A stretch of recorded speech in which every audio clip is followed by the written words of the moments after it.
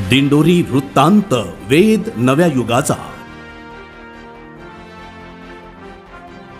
दिंडोरी तालुक्यातील लोखंडेवाडी येथे आज शनिवारी दिनांक 13 रोजी दुपारी 12:30 वाजता दिलीप किसन डंबाळे यांच्या कळपातील शेळीवर बिबट्याने अचानक हल्ला करून तिला जखमी केले आहे। याबाबत वृत्त असे की लोखंडेवाडी येथे रहिवासी दिलीप किसन डंबाळे नेहमीप्रमाणे पाटालगत माजी उपसरपंच शांताराम वाघ यांच्या शेताजवळ असणाऱ्या पाटाला शेळ्या चारित असताना अचानकपणे बिबट्याने कळपातील शेळीवर हल्ला करून या शेळीला मोठ्या प्रमाणात जखमी केले आहे।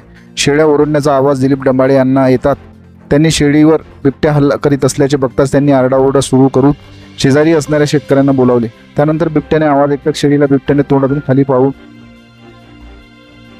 तोंडातून खाली पाडून पलायन केले।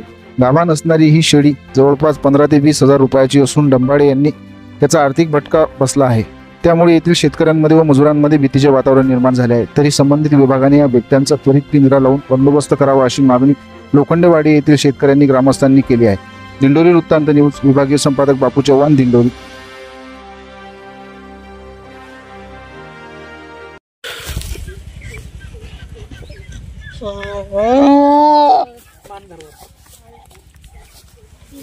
Oh